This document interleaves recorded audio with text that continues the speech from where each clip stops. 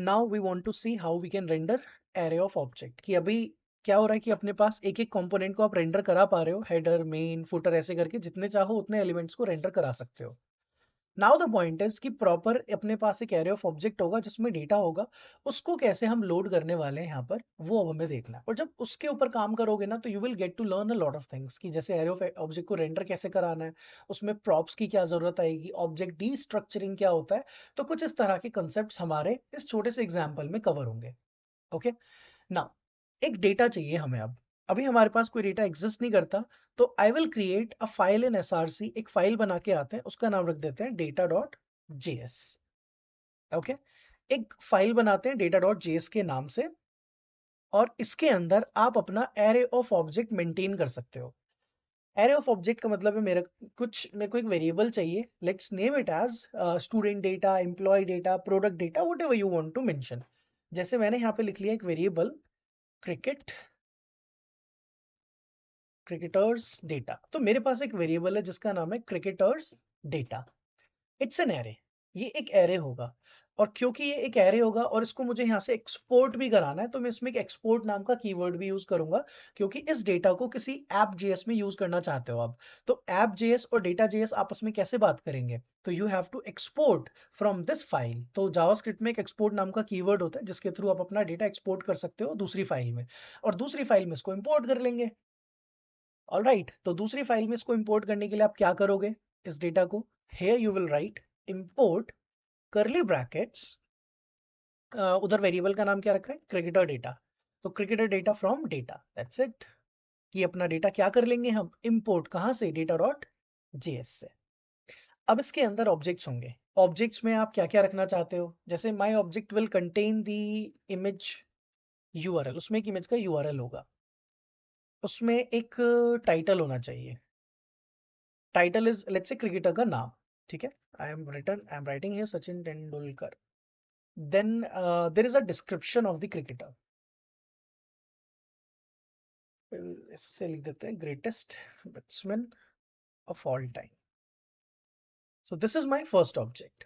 Then I will create few objects like this. तो ऐसे करके मैंने 3 से 4 अपने रेंडर कराने के लिए एलिमेंट्स पेस्ट करने हैं।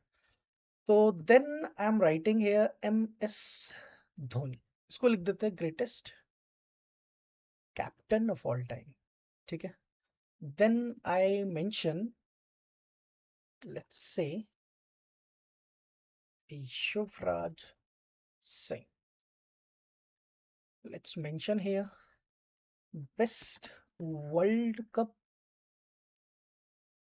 player of all time. And then I will mention another, Rohit Sharma, greatest Sharman नहीं शर्मा, हिटमैन लिख देते हैं, ठीक है। ऑल राइट, तो अपने पास क्या है, एक एरे ऑफ ऑब्जेक्ट है। In this array of object you will see I have 3 things, image का यूआरएल, टाइटल, डिस्क्रिप्शन। आप इसको किसी से भी रिप्लेस कर दो, प्रोडक्ट डेटा, प्रोडक्ट की इमेज होगा, यूआरएल होगा, टाइटल होगा, आईडी होगी, lot of things will be there, ठीक है। तो will be having that particular kind of a data. अब इमेज का यूआरएल कहाँ से मिलेगा, simply get it from the Google. तो हम हर एक का इमेज का डेटा निकाल के लेके आते हैं। Let's say if I search for Sachin Tendulkar, तो एक इमेज निकाल के लेके आनी है हम लोगों ने। Let's pick this image, right click, copy image address. अच्छा, आप अगर एड्रेस कॉपी नहीं करके यहाँ पे भी यूज करना चाहते हो, तो I can tell you that as well. उसके लिए आपको ना यहाँ पर एक फोल्डर बनाना पड़ेगा एसेट्स के नाम से, और उस एसेट्स फोल्डर के अंदर आप अपना डेटा स्टोर कर सकते हो इमेजेस का। Okay, later we will see that. और इफ यू वांट, आप उसको इमेज को डाउनलोड करके डायरेक्टली इंपोर्ट करा लो। तो वो मैं एक बार दिखाने के लिए आपको सेव कर देता हूँ इस इमेज को। Save image as, let's name it as Sachin image, let's name it as even such an image. Then I have image of MS Dhoni, and I will pick image like this. Save images T2 MS Dhoni. Then I will pick third Yuvraj Singh.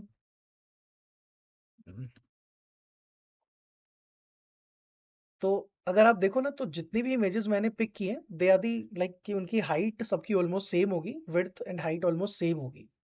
Let's save this image. T3 POV. Then the final one I'm going to search for Rohit Sharma. Again the image will be like this. Save image. All right. तो अपने पास अभी क्या है, 4 images हैं. Now I want to load these images here. अगर देखो आप वेरिएबल लेके लोड कराओगे तो डायरेक्टली कॉन्स्ट करके वेरिएबल रखो, उसमें इमेज का एड्रेस आ गया था. But this time I want to show you कि इसको इंपोर्ट कैसे करना है.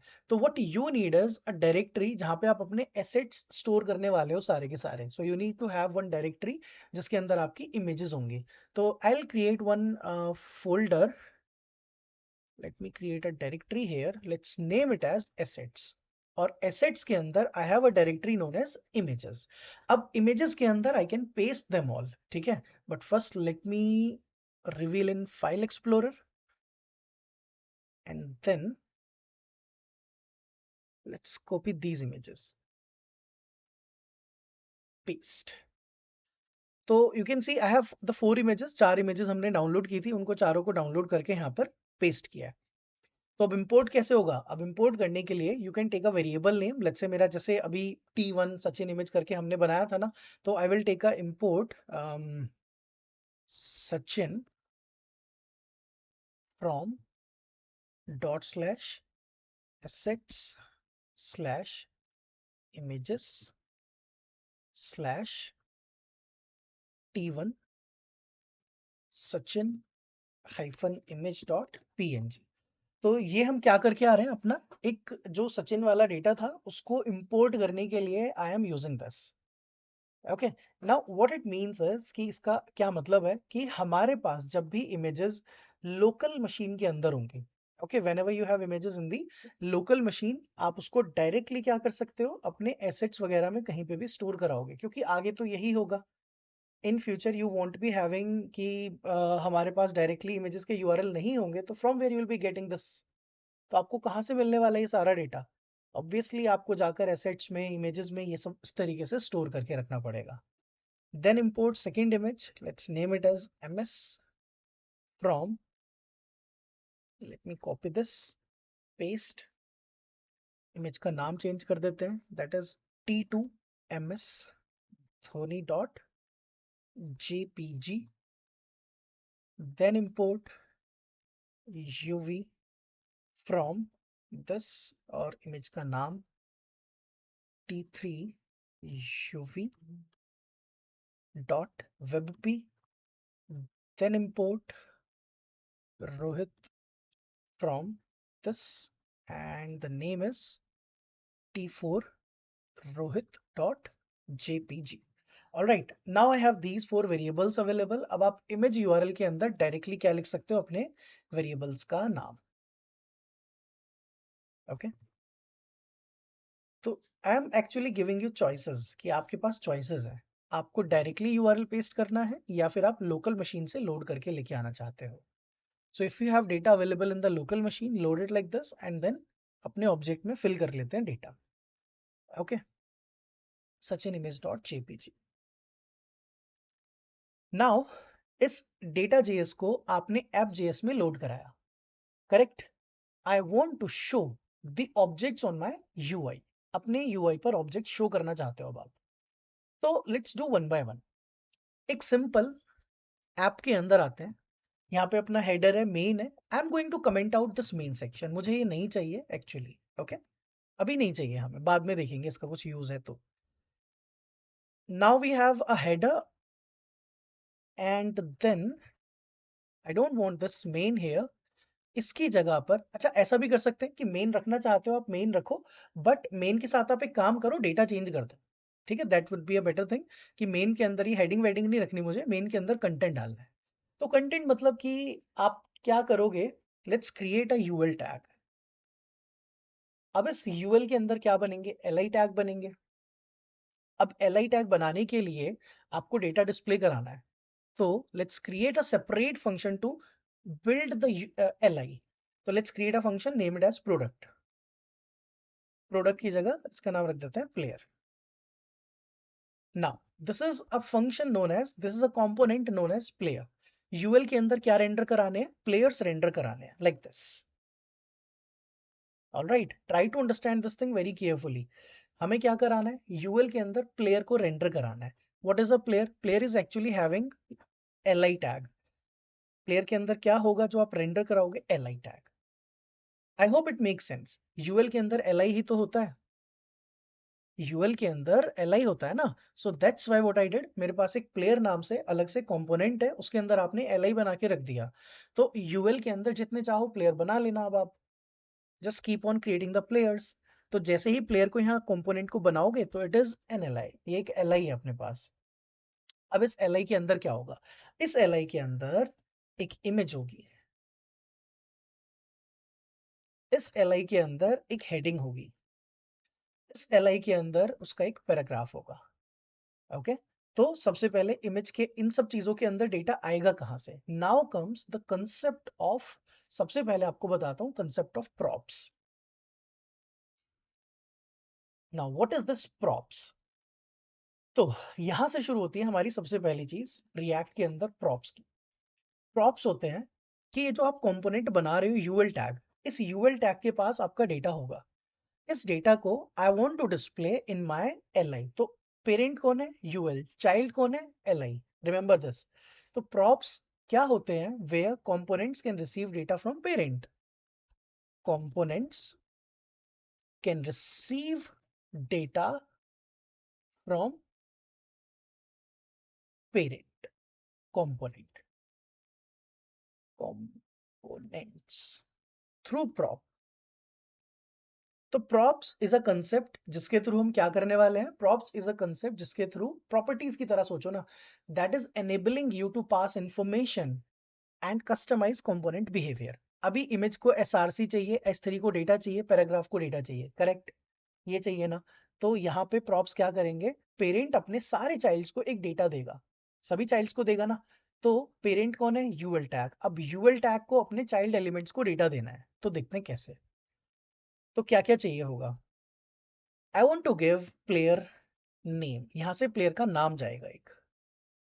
ओके, पहले मैं हार्ड कोडेड करके दिखा रहा हूं आपको। Let's say player name is Sachin, this is my first property.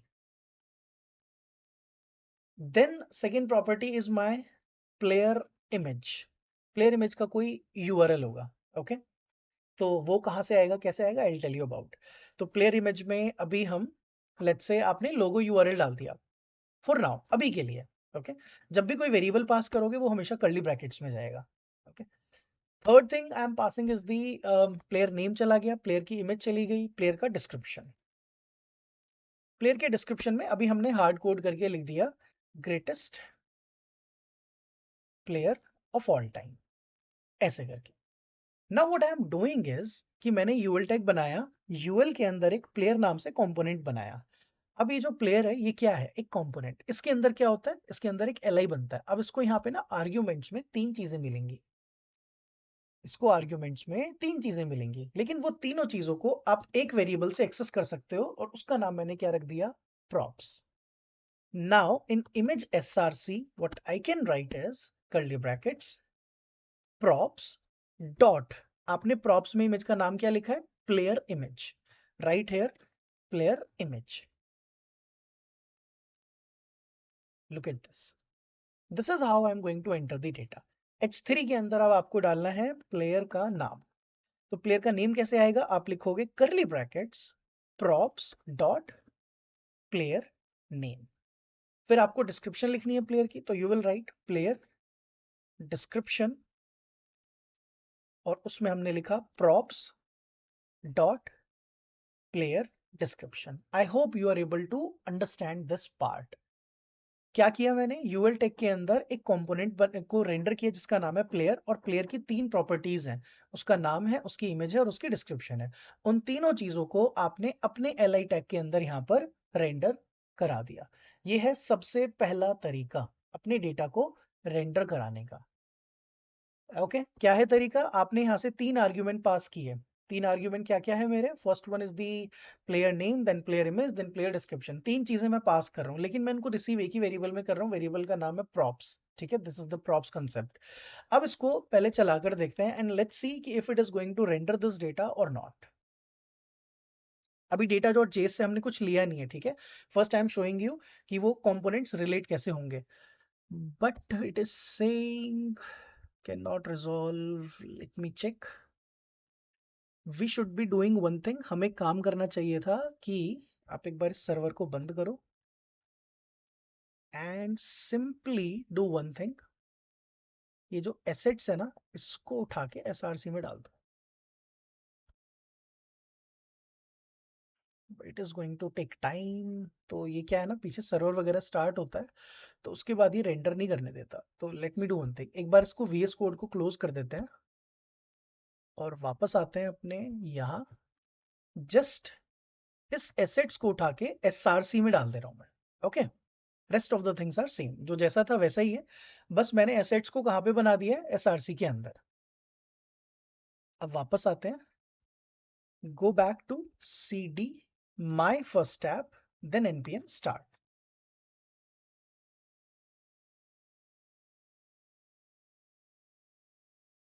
Now there is one error Rohit, I think इसकी स्पेलिंग मिस्टेक हो गई है शायद। Let me check in the data dot JS.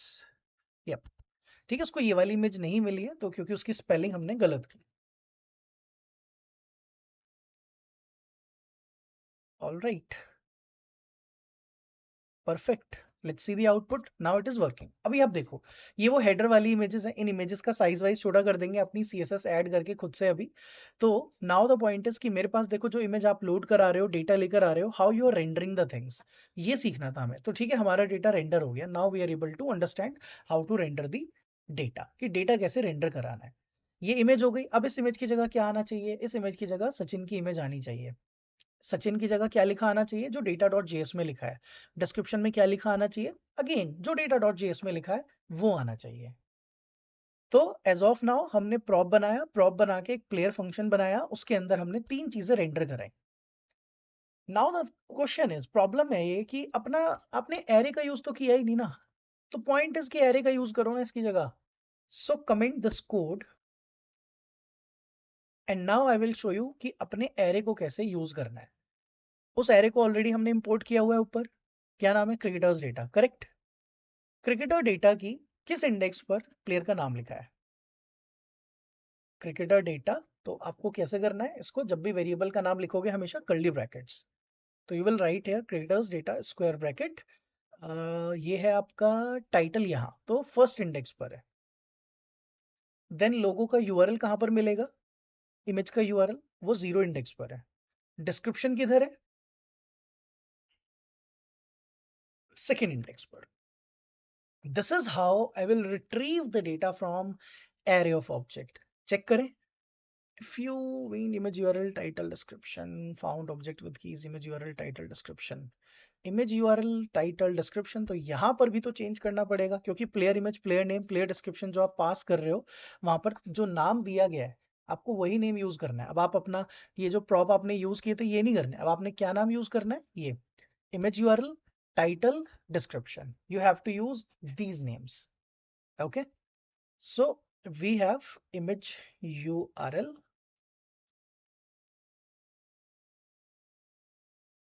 we have title, and then we have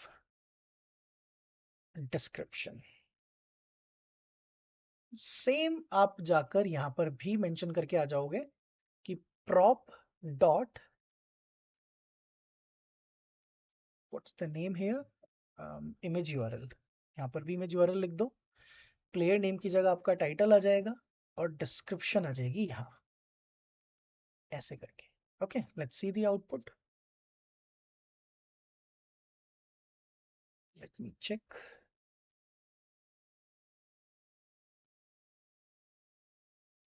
let's restart the server once, I think. image URL title description,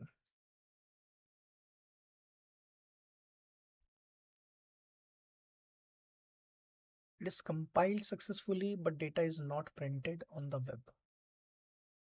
Let me check.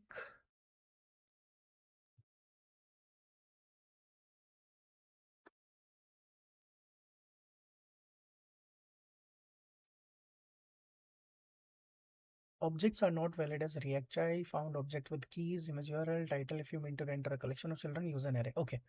तो what it is saying, ये क्या बोल रहा है, कह रहा है देखो हमने क्या किया, जब अपने कंपोनेंट्स को हम रेंडर करने जा रहे हैं ना, तो it is saying this are not valid as a React child. ठीक है. If you mean to render a collection of children, you have to use an array. तो फिर उस केस में आपको एक क्या यूज करने के लिए बोल रहे हैं कि use an array. Okay. I will tell you कि पॉइंटर्स की क्या करना है और कैसे इसको सॉल्व करना है. देखो सबसे पहली बात, अपने पास यहाँ पर प्रोडक्ट ये क्रिकेटर्स का डेटा हमने जब फेच किया. अच्छा एक काम और करते हैं, I just need to try this thing as well, क्योंकि बहुत बार ये भी होता है. जेस लगा देते हैं, नहीं. ठीक है ठीक है. हाँ तो वापस आते हैं. तो पॉइंट इज कि जब मैं यूएल के अंदर प्लेयर को रेंडर कराने जाता हूँ, तो if I mention this player, तो ये बोलते हैं कि उसकी जगह पे ना फिर आप एरे यूज करो. अभी आपने तीन चीजें पास की हैं. ठीक है. And I will try to change this thing from props to something else.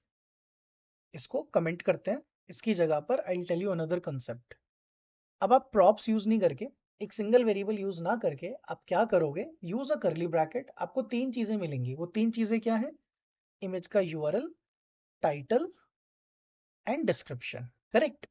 और यहाँ डायरेक्टली आपको ऐसा लिखने की जरूरत नहीं है. You can mention like this only. You don't have to mention की image your props dot something something ऐसे आ रहा है, नहीं. आप डायरेक्टली क्या करोगे, ये तरीका यूज करोगे. तो इसमें क्या कर रहे हैं, आपके पास तीन चीजें आ रही हैं, image URL, title and description. Okay. Still it is giving this error. I have to check again. Okay, okay. The main mistake is actually कि एक एरे था, हमने पूरा एरे रेंडर करा दिया. एरे से डेटा तो निकाला ही नहीं. यहाँ से डेटा भी तो निकालना था. ये था जीरो. एरे की जीरो इंडेक्स पर है ये सब. हम अभी एरे की जीरो इंडेक्स को रेंडर करा रहे हैं. 0 1 2 नहीं लिखना था. तो cricketers data zero dot title के लिए टाइटल है, then image URL, then description. ये थी मेन मिस्टेक. ठीक है. ये आगे data. So the main mistake was कि हमने क्या किया, यहाँ एरे ऑफ ऑब्जेक्ट बनाया हुआ था. एरे के अंदर चार पांच एलिमेंट है और हमने जाकर क्या किया, 0 1 2 लिख दिया. तो यानी कि एरे की जीरो इंडेक्स पर गए, वन पर चले गए, टू जीरो पर ही रहना है. पहला प्लेयर आ गया. अब आप इसको कॉपी करो, पेस्ट करो.